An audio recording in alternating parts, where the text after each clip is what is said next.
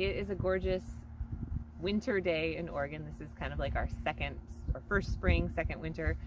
It'll get cold and rainy again, but I thought I would take advantage of the sunshine to show a little bit about what's going on the fields. So I did put up a video about these low tunnels in the background here, and I had some questions about what the rest of all of those greenhouses back there were, so I thought I'd take the opportunity to run through a little bit of the other season extension tunnels that we use here on Raindrop Farms.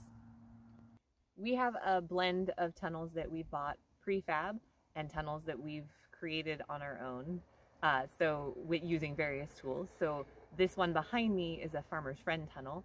This is a gable style tunnel, so it has that kind of peak up at the top, which helps with shedding water and snow should we have any weather occurrences. This tunnel is 14 feet wide and 100 feet long, and it has, you'll notice, zip up doors, so they zip and then they roll up. It allows us to vent it on both ends. And then on the sides, it also has these strings that allow us to vent the sides by just kind of pulling the plastic up and using the tension of that rope to hold the plastic in place.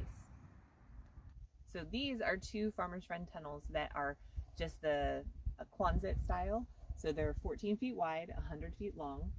They have the same rope system to hold the plastic on, and then if you do have wind, we are most of the time able to just kind of pull the plastic up and it'll hold in place. We're not very windy in this location, but there are clips that kind of pull up and allow for the plastic to be held in place on the ribs.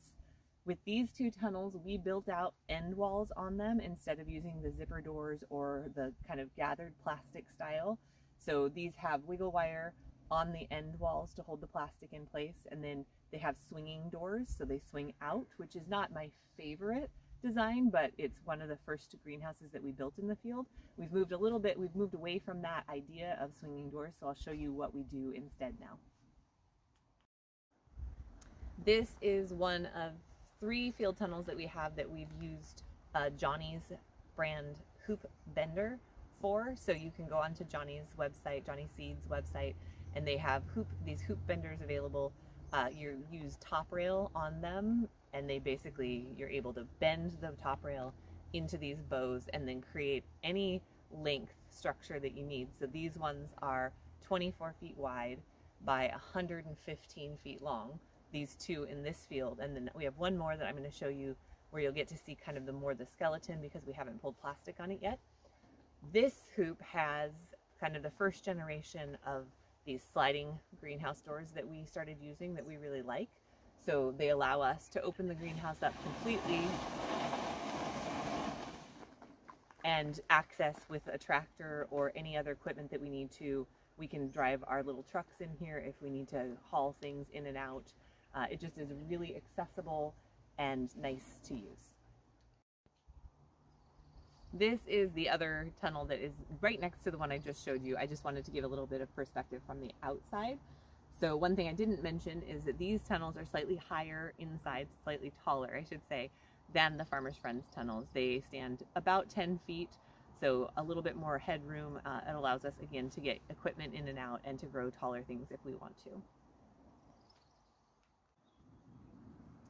So this is one of the bigger greenhouses that we have on the property. This is a 30 by 96 foot high tunnel.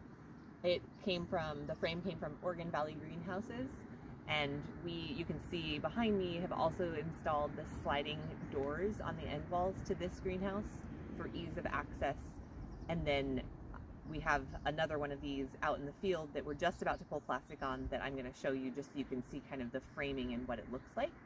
And then over here is the newer Johnny's Bender style greenhouse that we have just put up, and we're again getting ready to pull plastic on it. So this is the same width. Again, it's 24 feet wide. This particular greenhouse is 130 feet long. So again, with that Johnny's Bender, you can make the ribs, you can make as many ribs as you want or bows as you want, and then make it as long as you desire. So this one will get plastic pulled on it later this week, as will the one that I'm going to show you in the field. This is the frame of the tunnel that we just looked at, or of the new one that is the same size, I should say. Also from Oregon Valley Greenhouse. This is also a 30 by 96 foot tunnel. We haven't pulled the plastic on it, obviously, But I wanted to give you a little bit of perspective of what kind of that skeleton looks like before we do that. Behind me are one of the first tunnels that we built. This one is like a square steel tube piping that we butt bent ourselves and then fabricated. There are a few of these that are about 35-40 feet long. We've moved away from this design obviously, but they still serve to function. They're in a little bit of a shadier spot, so we have some things planted in there that can take that shade, and that's where we started. And these are two more Oregon Valley Greenhouse kit greenhouses. So again, prefabricated, so we bought the kit, we assembled it per their instructions. These two both have swinging doors, although they are the perforated plastic. So again, not my favorite design, but fully functional. These are a little bit different size. This one's a slightly narrower, it's 20 feet, and the other one is 24. This one behind me was funded by an NRCS grant that we were really fortunate to be able to qualify for, so that was a nice way to get up some more indoor space. In addition to all of the greenhouses that I showed you today, we have a couple of propagation houses that we utilize for seedlings, some of which you probably see me in during some of my propagation and project videos. But that is the overview of all of our season extension. I hope it was helpful. I look forward to showing you what grows in them throughout the year.